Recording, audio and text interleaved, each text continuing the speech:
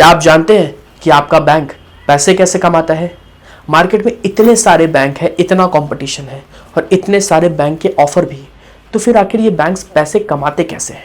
तो चलिए आज इसे डिकोड करते हैं। बैंक की इनकम के बहुत सारे सोर्स होते हैं। पहला है इंटरेस्ट इनकम, दूसरा कमीशन इनकम एंड तीसरा फी, चार्जेस एंड अदर इनकम। तो दोस्तों मज़े की बात यह है कि बैंक की इनकम का 80% पार्ट इंटरेस्ट इनकम से ही आता है, बाकी इसके से सिर्फ 20% ही आता है। तो दोस्तों क्या आपने कभी गौर किया है कि जब आप बैंक में पैसा जमा करने जाते हो सेविंग अकाउंट में या फिक्स डिपॉजिट में, तो जो आपको इंटरेस्ट मिलता है वो लगभग 2% से 6 या 6.5% तक मिलता है। लेकिन वहीं अगर आप लोन लेने के लिए जाओगे तो आपको 8% से 15-16% तक का इंटरेस्ट देना पड़ता है। जैसे कि अगर आपके पास 1 लाख रुपए है और आप उसको फिक्स डिपॉजिट करने के लिए जाओगे तो बैंक आपको 6 से 6.5% का ही रेट देगी आज के टाइम में।